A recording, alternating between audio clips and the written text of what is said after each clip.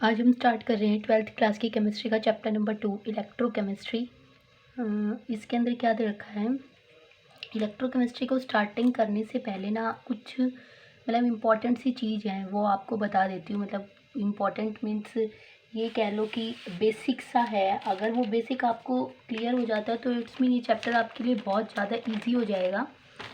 तो मैं आपको सबसे पहले ये बता दूं कि इलेक्ट्रोकेमिस्ट्री होती क्या है, ठीक है।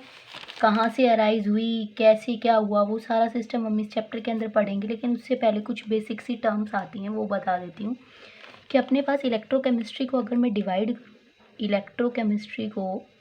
डिवाइड कर दूँ, बीच में से तोड़ दूँ इलेक्ट्रोकेमिस्ट्री, तो इलेक्ट्रोकेमिस्ट्री को तोड़ते ही एक वर्ड आ जाता है अपने पास इलेक्ट्रो, एक वर्ड आ जाता है अपने पास केमिस्ट्री, ठीक है।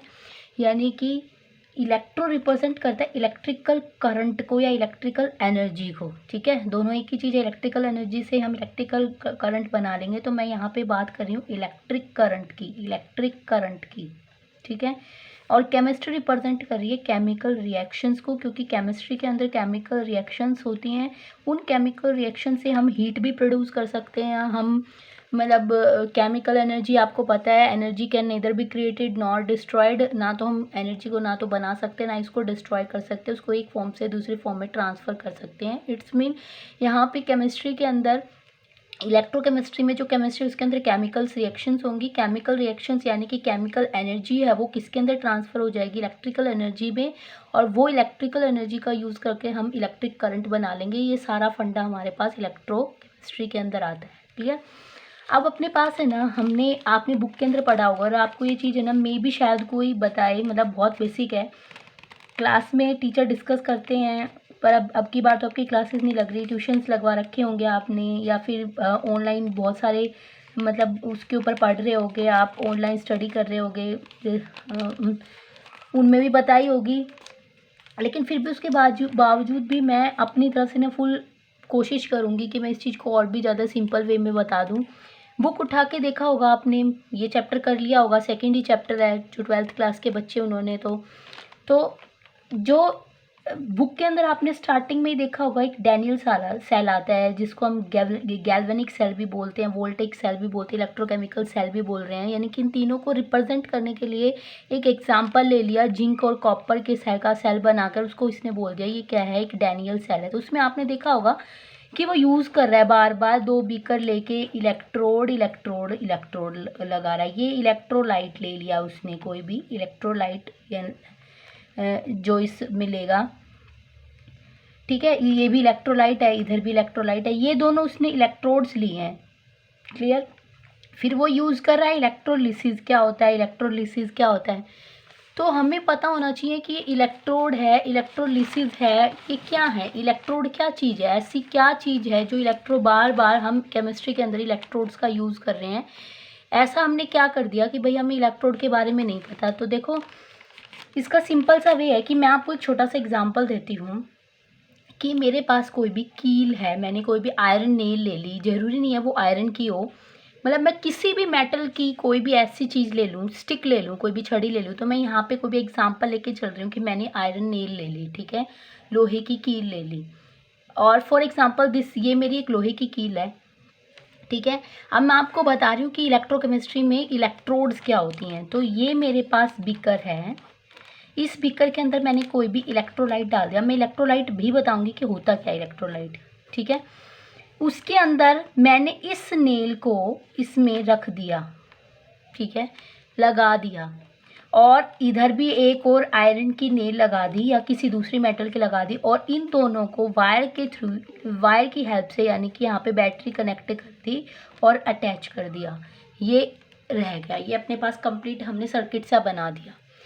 तो क्या हुआ, इलेक्ट्रोलाइट्स बता देती हूँ अब यहाँ पे। इलेक्ट्रोलाइट क्या होता है, इलेक्ट्रोलाइट वो एक्वस सॉल्यूशन होता है, एक ऐसा सॉल्यूशन होता है जिसके अंदर से इलेक्ट्रिसिटी पास होते ही वो इलेक्ट्रोलाइट आयंस के अंदर क्या हो जाता है, डिसोसिएट, ठीक है। आयंस में डिसोसिएट हो जाता है यानी कि टूट जाता है। अब बताने की ज़रूरत नहीं है कि आयंस कैटायंस भी होते हैं, एनायंस भी होते हैं। जैसे कि कॉपर सल्फेट है, ठीक है, कॉपर सल्फेट एक इलेक्ट्रोलाइट है। अगर इसके अंदर से इलेक्ट्रिसिटी पास की जाए, एक्वस सॉल्यूशन के अंदर ले लिया मैंने, ये सॉलिड नहीं है, ठीक है, एक्वा सॉल्यूशन ले लिया इसका। इसके अंदर से जब मैं इलेक्ट्रिसिटी को पास करती हूँ तो ये आयंस में टूट जाएगा। आयंस का मतलब कॉपर 2 पॉजिटिव में और सल्फेट 2 नेगेटिव में। अब आपको पता है 9th क्लास का टॉपिक है कि आयंस 2 टाइप्स के होते हैं, एक होता है कैटाइन और एक होता है एनाइन। तो जो पॉजिटिव चार्ज कंटेन करता है उसको क्या बोलते हैं, कैटाइन, और जो नेगेटिव चार्ज कंटेन करता है उसको क्या बोलते हैं, एनाइन। अब बार बार ये नहीं बोल सकते इलेक्ट्रोलाइट एक ऐसा सॉल्यूशन है जिसके अंदर से इलेक्ट्रिसिटी पास करने पर वो कैटाइन और एनाइन में टूट जाए, है ना। हम सिंपल क्या बोलते हैं, इलेक्ट्रोलाइट एक ऐसा सॉल्यूशन है जिसके अंदर से अगर इलेक्ट्रिसिटी पास हो तो वो सिंपल आयंस के अंदर क्या हो जाता है, डिसोसिएट। अब यहाँ पे जो वर्ड आयन है वो कैटाइन और एनाइन दोनों को रिप्रेजेंट कर रहा है। अब ये जो मैंने आयरन की नेल ली थी, ये जो मैंने आयरन की नेल ली है ये अब इलेक्ट्रोड बन चुकी है। लेकिन अगर मैं इस आयरन की नेल को इस पूरे सेटअप में से बाहर निकाल दूं तो ये इलेक्ट्रोड नहीं है, सिर्फ और सिर्फ एक आयरन की नेल है। लेकिन अगर मैंने इसको यहाँ बीकर के अंदर रख के इसको बैटरी के साथ कनेक्ट कर दिया तो अब ये रोड नहीं, ये क्या आयरन की नेल ही नहीं रही, ये क्या बन चुकी है, अब एक इलेक्ट्रोड। क्यों इलेक्ट्रोड, अब मतलब समझो कि इलेक्ट्रोड एक ऐसी रोड होती है जिसको बैटरी के साथ कनेक्ट करने पर वो इलेक्ट्रिसिटी को फ्लो करवाने में हेल्पफुल होती है। ठीक है, अब इलेक्ट्रिसिटी को क्या हो रहा है कि ये दोनों इलेक्ट्रोड हैं, बैटरी कनेक्ट हुई तो इसके अंदर से जैसे इलेक्ट्रिसिटी पास होगी तो बैटरी के अंदर ऐसे कैसे जाएगी इलेक्ट्रिसिटी, एक्वा सॉल्यूशन में से नहीं जा सकती।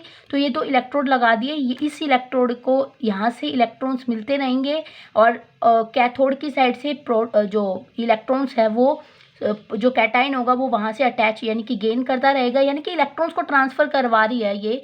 अब ये क्या बन गई, इलेक्ट्रोड बन चुकी है। तो इसका मतलब इलेक्ट्रोड आपको पता चल गई, इलेक्ट्रोड एक ऐसी रोड होती है जो इलेक्ट्रिसिटी को पास करवाने में हेल्पफुल होती है किसी भी एक्वा सॉल्यूशन के अंदर से। क्लियर, तो ये था इलेक्ट्रोड। अपने पास आता है, मैंने इलेक्ट्रोलाइट बता दिया। इलेक्ट्रोलाइट एक ऐसा एक्वा सॉल्यूशन होता है जिसके अंदर से इलेक्ट्रिसिटी पास करने पर वो आयंस में टूट जाता है। अब इलेक्ट्रोलाइट्स हमारे पास दो तरह के होते हैं, एक होता है वीक इलेक्ट्रोलाइट और एक होता है स्ट्रॉन्ग इलेक्ट्रोलाइट। वो हम आगे, आपका टॉपिक है इलेक्ट्रोकेमिस्ट्री के अंदर इलेक्ट्रोलाइट वाला, उसके अंदर ब्रीफली डिस्कस करेंगे। उसमें कंसंट्रेशन वगैरह दे रखी हैं, ठीक है, मोलर कंसंट्रेशन है, इस तरह से दे रखी स्टैंडर्ड मोलर कंसंट्रेशन है, उसमें हम निकालेंगे भी कैसे, फॉर्मूला लगाएंगे, तो वो चैप्टर के अंदर पढ़ेंगे। यहाँ पे सिर्फ इतना पढ़ लो कि इलेक्ट्रोलाइट वो होता है जो जिसके अंदर से इलेक्ट्रिसिटी पास होने पर जो आयंस में टूट जाए। जो इजीली टूट जाते हैं, पूरी तरह से डिसोसिएट हो जाते हैं, उनको हम स्ट्रॉन्ग इलेक्ट्रोलाइट बोलते हैं। जो पूरी तरह से डिसोसिएट नहीं होंगे, पार्शली होंगे, उनको हम क्या बोलते हैं, वीक इलेक्ट्रोलाइट। क्लियर, अब अपने पास आती है इलेक्ट्रोलिसिस। ये जो होल प्रोसेस इसके अंदर हुई, आयंस टूटे, इलेक्ट्रिसिटी पास हुई, मतलब यहाँ पे मैंने एक आयरन की नील को एज ए इलेक्ट्रोड की तरह यूज़ कर रखा था। तो ये जो पूरी प्रोसेस हो रही है ना, यानी कि आयंस के अंदर टूटना, फिर इलेक्ट्रॉन्स को फ्लो करना, फिर इलेक्ट्रिसिटी पास हो जाएगी, करंट बन जाएगा, ये सारी प्रोसेस किसके अंदर आती है, इलेक्ट्रोलिसिस में। तो अपने पास चैप्टर स्टार्ट होते ही तो पहले तो हमने इलेक्ट्रोकेमिस्ट्री के बारे में पढ़ा कि इलेक्ट्रोकेमिस्ट्री होती क्या है। ठीक है, बता दिया। Electro means electric current, chemistry means chemical reactions, यानी कि केमिस्ट्री में केमिकल रिएक्शन होती है, वो केमिकल एनर्जी प्रोड्यूस करेगी। केमिकल एनर्जी किस में कन्वर्ट हो जाएगी, इलेक्ट्रिकल एनर्जी में, और वहाँ से हमें इलेक्ट्रिक करंट मिल जाएगा। फिर यहाँ से अपने पास 3 वर्ड्स आए थे। एक तो मेरे पास आया था इलेक्ट्रोड क्या होती है, एक मेरे पास आई थी इलेक्ट्रोलाइट्स क्या होती हैं, और एक मेरे पास इलेक्ट्रोलिसिस क्या होती है। तीनों चीज़ें मैंने आपको बता दी। अब मैं कर रही हूँ चैप्टर स्टार्ट, तो आप अपना चैप्टर स्टार्ट कर सकते हैं।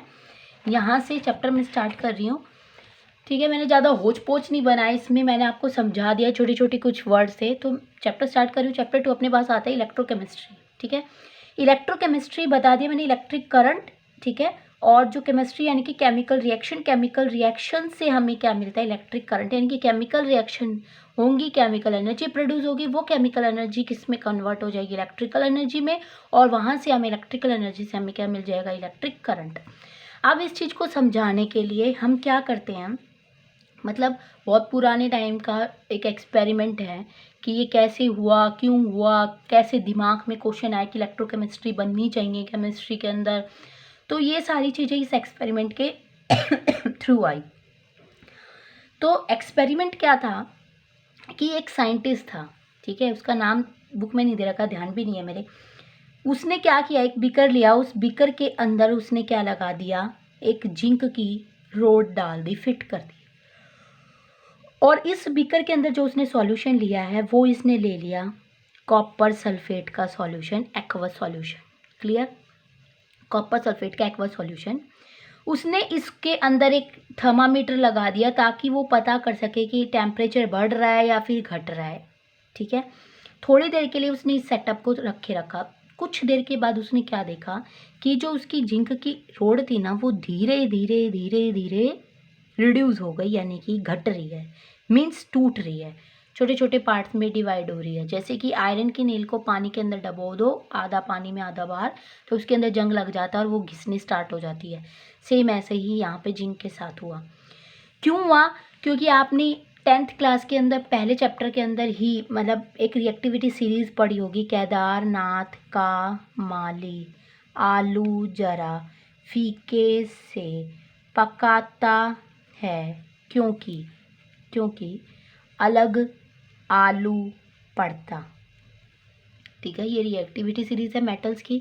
कि इस रिएक्टिविटी सीरीज में हमें क्या पता चलता है, जैसे जैसे हम नीचे की तरफ पढ़ेंगे रिएक्टिविटी सीरीज डिक्रीज होती चली जाएगी, यानी कि मेटल्स की जो रिएक्टिविटी है वो कम होती चली जाएगी। तो इसका कहने का ये मतलब हुआ कि जिंक हमारे पास है यहाँ पे और मैंने कॉपर सल्फेट का लिया सॉल्यूशन। इट्स मीन कि जो जिंक है वो कहीं ना कहीं बहुत ज़्यादा रिएक्टिव है एज कम्पेयर टू किसके, कॉपर के। ठीक है, कॉपर से बहुत ज़्यादा रिएक्टिव है। अगर ये कॉपर से बहुत ज़्यादा रिएक्टिव है तो ये क्या करेगा, कॉपर सल्फेट में से कॉपर को हटा देगा, कि कह देगा कि तू चल यहाँ से भाग जा, तेरे से ज़्यादा ताकतवर हूँ, और वो सल्फेट के साथ क्या बना देगा, आयन। यानी कि कहने का पूरा मतलब ये बन गया कि ये हमारे पास डिस्प्लेसमेंट रिएक्शन आ जाती है कि ये इसके साथ रिएक्शन करके क्या बना देगा, जिंक सल्फेट और कॉपर बाहर निकल जाएगा।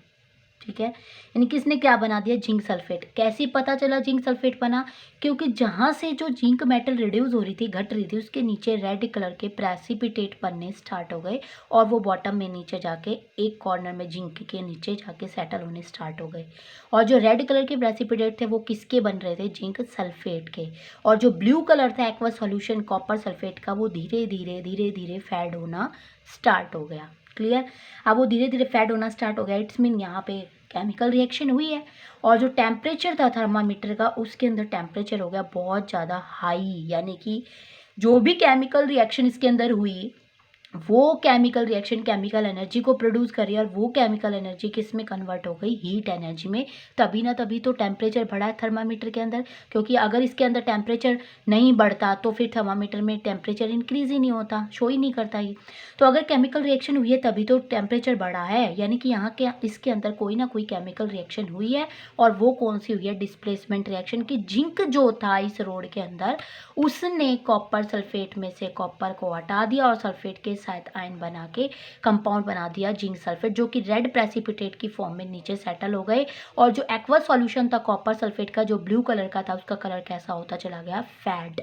ठीक है, ये था एक्सपेरिमेंट। तो साइंटिस्ट ने क्या देखा, उसने ये देखा, उसके दिमाग में तभी एक बात आई कि एनर्जी को ना तो बना सकते ना ही डिस्ट्रॉय कर सकते। अगर ये केमिकल एनर्जी यहाँ पे बनी है तभी तो रेड प्रेसिपिटेट बने, तभी टेम्परेचर इंक्रीज हुआ। यानी कि केमिकल एनर्जी बनी, टेम्परेचर इंक्रीज हुआ, इट्स मीन केमिकल एनर्जी किस में ट्रांसफर हो गई, हीट एनर्जी के अंदर, क्योंकि हीट एनर्जी बढ़ रही है। अब अगर इसके अंदर टेम्परेचर इंक्रीज हुआ है तो ये रिएक्शन एक्सोथर्मिक होगी। एक्सोथर्मिक में क्या होता है, एनर्जी रिलीज हो रही है, यानी कि टेम्परेचर बढ़ रहा है। ठीक है, अब अपने पास यहाँ पे आता ऑब्जर्वेशन। हमने क्या क्या ऑब्जर्वेशन की, हमने ये ऑब्जर्वेशन की कि पहले तो क्या कि अपनी जो जिंक की रोड थी वो घटनी रिड्यूस होनी स्टार्ट हो गई। दूसरा, रेड प्रेसिपिटेट बन गए। तीसरा, टेम्परेचर बढ़ रहा है। चौथा, एक्वा सॉल्यूशन का जो ब्लू कलर था वो क्या होना स्टार्ट हो गया, फेड। तो ये अपन ने यहाँ पे ऑब्जर्वेशन की। रिएक्शन अपने पास क्या हुई कि जो जिंक था, यहाँ पे मैं लिख देती हूँ ऊपर यहाँ पे कि जिंक ने कॉपर सल्फेट के साथ रिएक्शन करके बना दिया ZnSO4 और कॉपर फ्री स्टेट में बाहर निकल गया। इट्स मीन कॉपर अगर सल्फेट के साथ प्रेजेंट है तो कॉपर के अंदर ऑक्सीडेशन स्टेट है 2 पॉजिटिव और सल्फेट की है 2 नेगेटिव।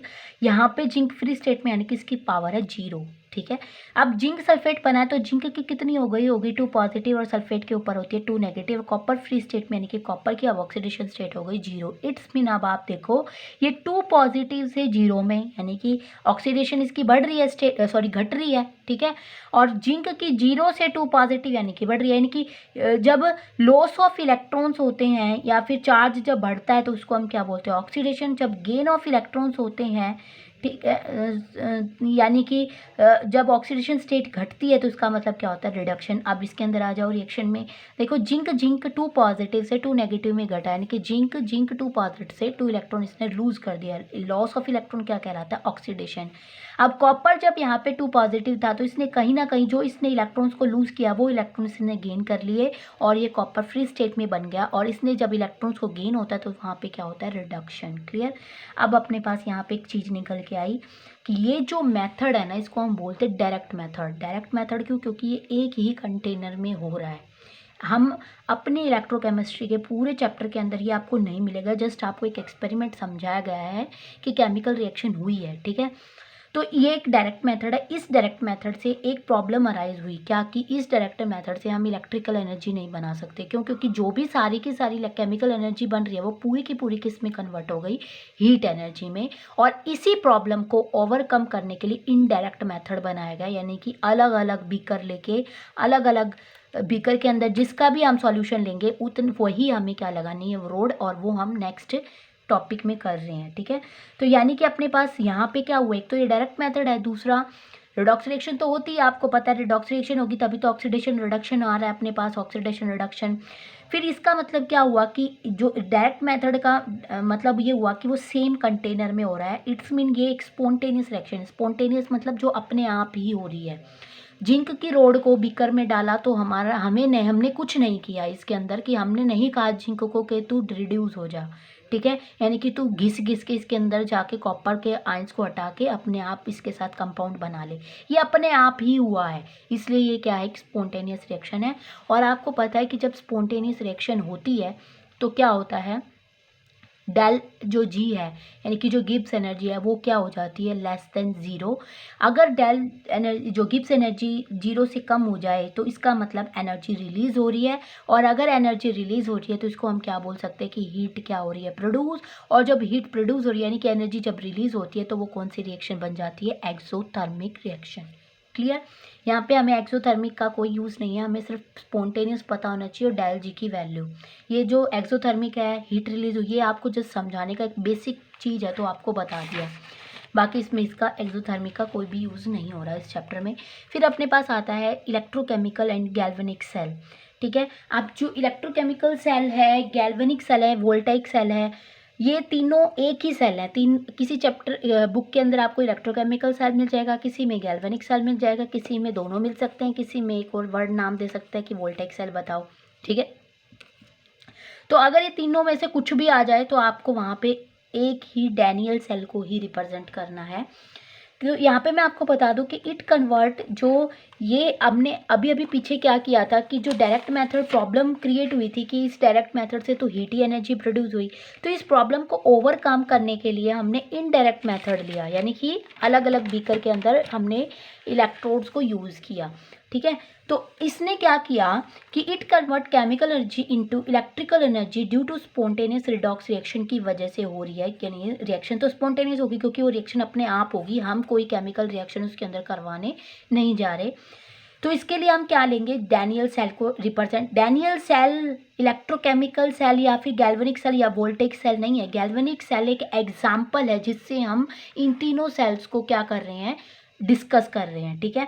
तो hence the study the electrochemical cell we take Daniell cell हम ले रहे हैं ताकि हम इलेक्ट्रोकेमिकल सेल को क्या कर सके, डिस्कस। डैनियल सेल आपको सभी बुक्स के अंदर एनसीईआरटी में, प्रदीप्स में, मॉडर्न, एबीसी मॉडर्न में, इनके अंदर आपको डैनियल सेल को मिलेगा। जो आपने देखा होगा, देखो प्रदीप की बुक के अंदर एक कॉर्नर के अंदर नोट सा होता है, उसके अंदर दे रखा है कि हम जेड एंड कॉपर सेल के बजाय हम क्रोमियम पीबी यानी कि लेड का भी यूज़ कर सकते हैं, निकल और सिल्वर का भी यूज़ कर सकते हैं, ठीक है। तो वहाँ पे हम ये भी यूज़ कर सकते हैं। तो अभी बुक के अंदर इसको समझा रखा है तो मैं इसी को रिप्रेजेंट कर रही हूँ। तो डैनियल सेल क्या होता है, अब देखो मैंने आपको बताया कि डायरेक्ट मेथड से प्रॉब्लम क्रिएट हो गई, क्यों, क्योंकि वो तो सिर्फ और सिर्फ क्या बना सका, हीट एनर्जी। तो to study this cell firstly we have to know that in this cell we should not required heat energy, हमें हीट एनर्जी की रिक्वायरमेंट नहीं है। We just required electrical energy, हमें क्या चाहिए, इलेक्ट्रिकल एनर्जी चाहिए, क्योंकि हम क्या पढ़ रहे हैं, इलेक्ट्रोकेमिस्ट्री चैप्टर पढ़ रहे हैं। Hence we make this cell in different method, हम एक अलग मेथड बनाएंगे जिसको हम क्या बोलेंगे, indirect method, that we do not get heat energy, ताकि हम हीट एनर्जी के बजाय क्या ले सके, इलेक्ट्रिकल एनर्जी को गेन कर सके। और वो इनडायरेक्ट मेथड हमारे पास आएगा इस तरह से। इनडायरेक्ट मेथड में हमने क्या किया, अलग अलग बीकर ले लिए, दोनों बीकर के अंदर जो हम सॉल्यूशन लेंगे मेटल के सॉल्ट का, उन्हीं मेटल की हमें क्या बनानी है, इलेक्ट्रोड बनानी है। ठीक है, तो हमने एक बीकर लिया, इसके अंदर हमने ले लिया ZnSO4, एक हमने बीकर लिया उसके अंदर हमने क्या ले लिया, कॉपर सल्फेट आयन। ठीक है, तो हमने इसके अंदर लगा ली जिंक रोड और इसके अंदर लगा दी हमने कॉपर की रोड। अब देखो इसमें क्या हो रहा है, जैसे ही जिंक इसके अंदर डाला, जिंक सल्फेट के अंदर डाला तो जिंक रिड्यूस हो गया, यानी कि जिंक ने टूटना स्टार्ट हो गया। जिंक अगर जिंक टूटेगा तो इसने ऊपर जाके हमने कि यहाँ पे एमीटर लगा दिया और इसको इस तरह से अटैच कर, एमीटर इसलिए लगाया ताकि हमें पता चल जाए कि करंट फ्लो हो रहा है या नहीं। ठीक है, तो अगर ये रिड्यूस हो रहा है, घट रहा है, तो इसका मतलब क्या हुआ कि जिंक यहाँ पे इलेक्ट्रॉन्स को लॉस कर रहा है, यानी कि ऑक्सीडेशन प्रोसेस हो रही है। तो यानी कि Zn2 पॉजिटिव किसके अंदर हो गया, 2 इलेक्ट्रॉन्स के, यानी कि जिंक रिड्यूस हो रहा है, इनकी टूट रहा है, Zn2 पॉजिटिव में टूटेगा तो लेफ्ट में तो सिर्फ इस इलेक्ट्रोड के ऊपर क्या बचेंगे, सिर्फ और सिर्फ इलेक्ट्रॉन्स इलेक्ट्रॉन्स इलेक्ट्रॉन्स इलेक्ट्रॉन्स। अब देखना अगर इसके अंदर रोड पे सिर्फ इलेक्ट्रॉन्स ही हैं तो क्या ये पूरी रोड क्या नेगेटिव चार्ज को कंटेन नहीं करेगी, करेगी ना। तो इस रोड के ऊपर कैसा चार्ज होगा, नेगेटिव, और जस्ट इसके अपोजिट इसके ऊपर कैसा होगा, पॉजिटिव चार्ज। क्यों, क्योंकि यहाँ पे जो कॉपर सल्फेट सॉल्यूशन था वो कॉपर सल्फेट सॉल्यूशन टूट जाएगा कॉपर 2 पॉजिटिव में और सल्फेट 2 नेगेटिव के अंदर। क्लियर। अब यहाँ पे आप ये कहोगे कि मैडम यहाँ पे भी तो कॉपर रिड्यूस हो सकती थी। नहीं, यहाँ पे मैं कॉपर को रिड्यूस नहीं करवा सकती। क्यों, क्योंकि zinc is highly reactive than copper. अगर हाईली रिएक्टिव है तो जिंक क्या करेगा, आयंस में टूट जाएगा, यानी कि जिंक इलेक्ट्रॉन्स को जरूर लॉस करेगा, तभी तो वो मतलब सॉल्ट का फॉर्मेशन करेगा। अभी अभी मैंने आपको पीछे बताया था। तो ये क्या किया इसने, जो यहाँ पे इलेक्ट्रॉन्स बन रहे थे, यानी कि इस रोड के ऊपर जो इलेक्ट्रॉन्स बन रहे थे, ये इस वायर के अंदर के थ्रू जाते जाते ट्रांसफर होते होते इस इलेक्ट्रोड के ऊपर आ गए। अब इसके ऊपर यहाँ पे इलेक्ट्रॉन्स आ गए तो देखना ये जो कॉपर था ये यहाँ से टूट गया इसमें, यानी कि यहाँ पे copper 2 positive, copper 2 positive, copper 2 positive है। ये अगर इस रोड पे नेगेटिव इलेक्ट्रॉन्स आ रही हैं तो इसके ऊपर पॉजिटिव चार्ज है, पूरा जाके इसके ऊपर अटैच होगा, चिपकेगा जाके इसके ऊपर, और इलेक्ट्रॉन्स को गेन करके किस में कन्वर्ट हो जाएगा, कॉपर के अंदर कन्वर्ट हो जाएगा। यानी कि यहाँ से कॉपर ने इलेक्ट्रॉन्स को गेन कर लिया और किस में कन्वर्ट हो गया, कॉपर के अंदर। अब यहाँ पे क्या हुआ है, गेनिंग ऑफ इलेक्ट्रॉन्स हुई है, तो इसके ऊपर क्या होगी, रिडक्शन। और मेरे पास अगर ये कॉपर इसके ऊपर जाके चिपक रहा है, ठीक है, पॉजिटिव चार्ज जाके चिपक रहा है, तो इसके ऊपर कैसा चार्ज आएगा, पॉजिटिव। या फिर ऐसे भी आप अंदाजा लगा सकते हो कि अगर नेगेटिव चार्ज इस पे है तो अपोजिट साइड में कैसा चार्ज होना चाहिए, पॉजिटिव चार्ज। क्लियर। अब यहाँ पे सिर्फ हमारे पास क्या, तो क्या बच गए, कॉपर सल्फेट, सल्फेट के सॉल्यूशन बच गया। क्लियर। अब इलेक्ट्रॉन्स तो क्या हो रहे थे, ये जो कॉपर 2 पॉजिटिव था ये तो इसके साथ जाके चिपक गया और कॉपर सारे इलेक्ट्रॉन्स को क्या कर लिया, इसने गेन कर लिया और कॉपर के अंदर कन्वर्ट हो गया। क्लियर। अब देखो अगर यहाँ से इलेक्ट्रॉन इसमें जा रहे हैं, इलेक्ट्रॉन्स इस डायरेक्शन में जा रहे हैं, तो आपको पता है कि करंट की डायरेक्शन इलेक्ट्रॉन की डायरेक्शन से अपोजिट होती है। तो अगर इलेक्ट्रॉन इस साइड जा रहे हैं तो करंट इस साइड फ्लो होगा। ठीक है, कोई बात नहीं, इस साइड करंट फ्लो हो गया। अब अपने पास यहाँ पे आता है कि मेरे पास यहाँ पे दो तरह से सेल बन के आ गई, दो तरह से सेल रिएक्शन बन के आ गई। यहाँ पे एक तो क्या हुई, एक तो लेफ्ट साइड में हो रही है, यानी कि इसको मैं बोल सकती हूँ left half reaction, left cell reaction, या फिर लेफ्ट हाफ रिएक्शन एक इस साइड हो रही है तो मैं इसको बोल सकती हूँ राइट हाफ रिएक्शन। ठीक है। अब ये चीज़ बताने से पहले मैं आपको ये एक वर्ड यहाँ पे शॉर्टकट ट्रिक है, लर्न रख लेना, लोन। ठीक है, लोन की फुल फॉर्म क्या है कि लोन रिप्रेजेंट करता है एल से लेफ्ट को, ओ से ऑक्सीडेशन को, ए से एनोड को और एन से नेगेटिव को। ठीक है, एल का अपोजिट क्या होता है, राइट। ओ का अपोजिट क्या होता है, रिडक्शन, यानी कि ओ का यहाँ पे रिडक्शन, ऑक्सीडेशन का रिडक्शन, एनोड का कैथोड, नेगेटिव का पॉजिटिव, और ये बन गया RrCp। तो वहाँ पे यहाँ पे आप सिर्फ लोन को याद कर लो, ये बाकी आपके पास हो जाएगा। कहने का मतलब है कि लेफ्ट साइड में ऑक्सीडेशन होगी, कौन सी होगी, वो इलेक्ट्रोड एनोड होगी और उसके ऊपर कैसा चार्ज होगा, नेगेटिव। इसके अपोजिट राइट साइड में रिडक्शन होगा, वो किसके ऊपर होगा, कैथोड पे, और कैथोड पे कैसा चार्ज होगा, पॉजिटिव। और वही चीज़ हमने यहाँ पे दिखा रखी है कि ये हमारी लेफ्ट साइड होगी, ये हमारी राइट साइड होगी। लेफ्ट साइड पे ऑक्सीडेशन होगा क्योंकि लॉस ऑफ इलेक्ट्रॉन हुआ है, ऑक्सीडेशन होगा, और इसको हम क्या बोलेंगे, नेगेटिव चार्ज होने की वजह से एनोड, एनोड पे कैसा चार्ज होता है, नेगेटिव। अपोजिट साइड आ जाओ, राइट साइड पे देखो रिडक्शन हो रहा है क्योंकि गेन ऑफ इलेक्ट्रॉन्स हैं, और रिडक्शन हो रहा है तो ये किस पे हो रहा है, कैथोड पे, और कैथोड पे कैसा चार्ज होता है, पॉजिटिव। ये चीज़ हमने आपको बता दी। अब अपने पास यहाँ पे कुछ सिचुएशंस सी क्रिएट हो जाती हैं, क्या, क्या क्रिएट हुई कि एक तो पहली सिचुएशन तो ये क्रिएट हुई कि इन लेफ्ट हाफ के ऊपर positive charge present due to outward flow of electron. क्या कहने का मतलब क्या हुआ कि अगर यहाँ पे सारे इलेक्ट्रॉन्स इसके ऊपर चले गए, इस रोड के थ्रू इसके अंदर जाते जा रहे हैं, यानी कि सारे इलेक्ट्रॉन्स इस इलेक्ट्रोड पे चले गए, तो यहाँ पे तो सिर्फ और सिर्फ क्या बचा, पॉजिटिव चार्ज ही तो बचा। और वो क्या बचा, Zn2 positive, Zn2 positive, Zn2 positive पूरे बीकर में, यानी कि सारी जगह बीकर के अंदर कौन से सॉल्यूशन में सिर्फ और सिर्फ क्या बचा, पॉजिटिव चार्ज ही बचा। पहली सिचुएशन तो ये आ गई।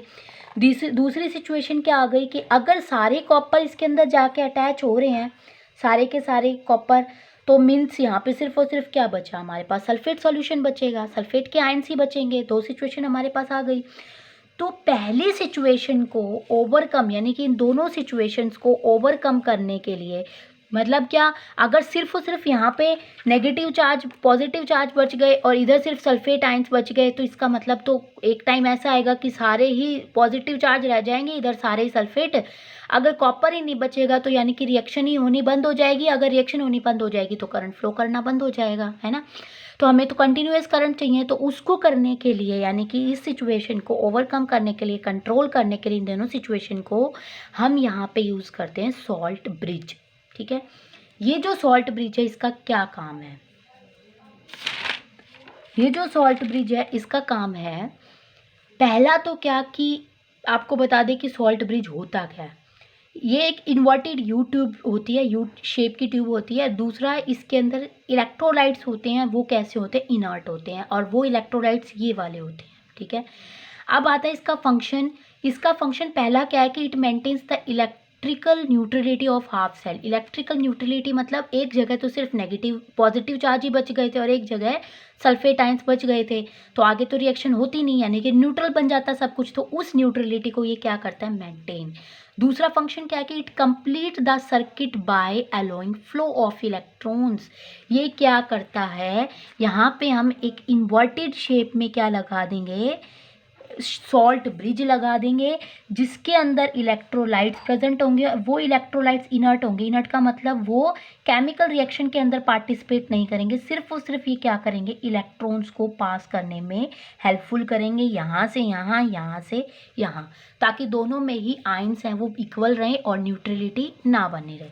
ठीक है, अब देखो इसके अंदर क्या दे रखा है, थर्ड इसमें क्या दे रखा है कि it minimises the liquid liquid junction potential. अब अपने पास बात आती है कि लिक्विड लिक्विड जंक्शन पोटेंशियल क्या होता है, तो इसको मैं बताती हूँ नेक्स्ट पेज पे। क्या इसमें लिक्विड लिक्विड जंक्शन पोजीशन क्या हुआ कि मान लिया अगर मैं दोनों बीकर को अलग अलग ना लेके एक ही बीकर ले लेती और बीच में कोई भी परमिएबल मेम्ब्रेन टाइप लगा देती। ठीक है, इधर मेरे पास जिंक था, इधर मेरे पास कॉपर की रोड है, इधर मेरे पास किसकी है, जिंक की रोड है।